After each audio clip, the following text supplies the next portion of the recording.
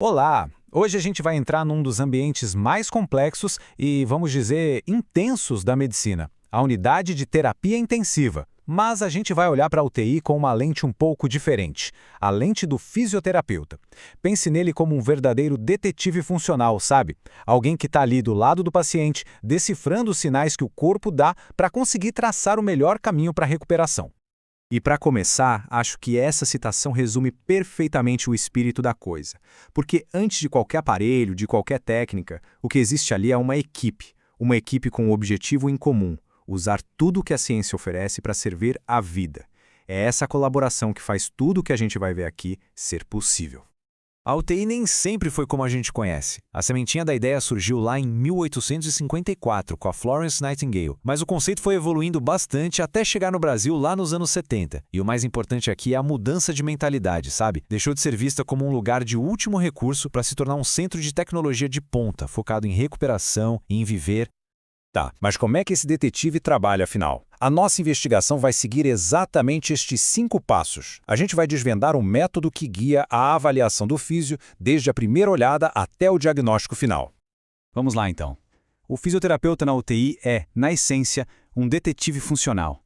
A missão dele não é só tratar a doença em si, mas investigar como essa doença está afetando a capacidade de movimento, a função do corpo.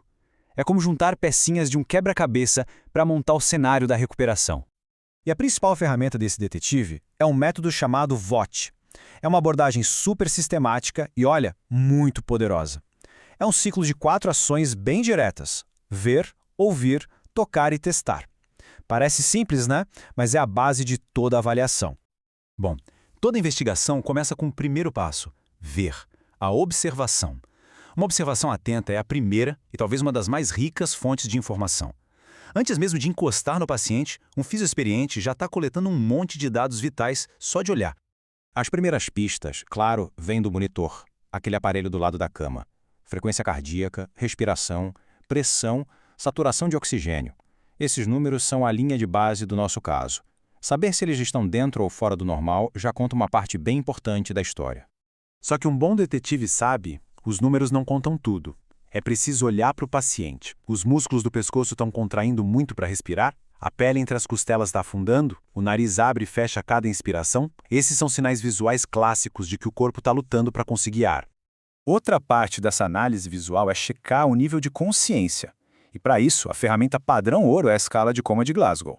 Mas na UTI, a coisa não é tão preto no branco. Existem vários fatores que podem, digamos, confundir o resultado.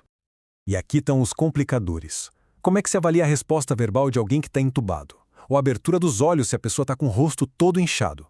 É exatamente aí que entra o raciocínio clínico do físio, para interpretar a escala dentro do contexto e não cair em armadilha, sabe?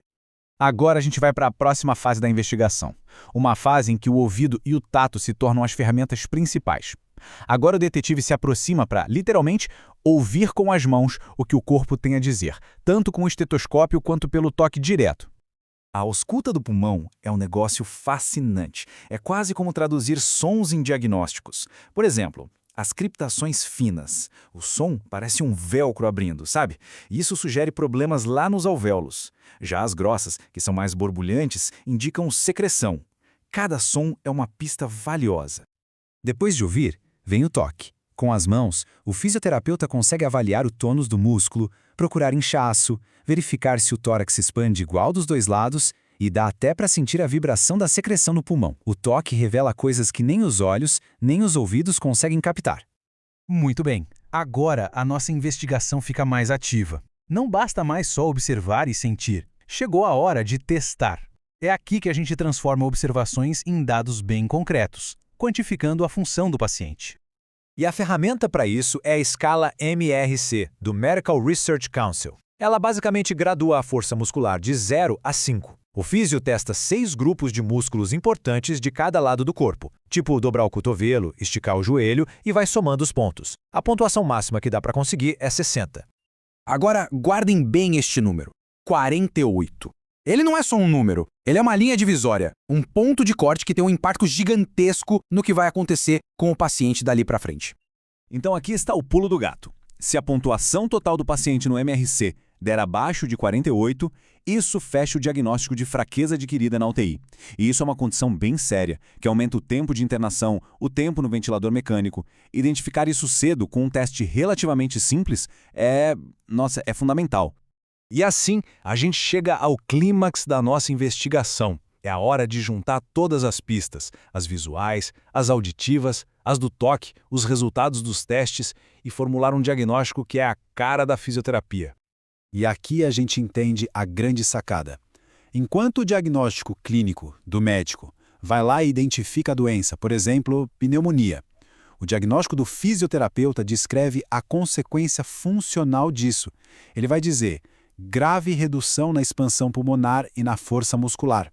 Percebe a diferença? Um foca na doença, o outro no impacto que ela causa no movimento. E esse diagnóstico funcional não é só um nome, um rótulo. Ele é um mapa.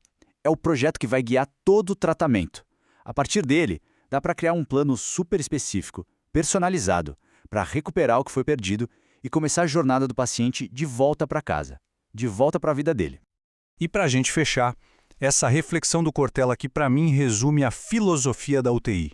É um ambiente de desafio constante, onde a equipe inteira, incluindo o nosso fisioterapeuta detetive, está sempre fazendo o melhor que pode, com as condições que tem, para colocar a ciência a serviço da vida. É isso. Muito obrigado pela companhia nesta análise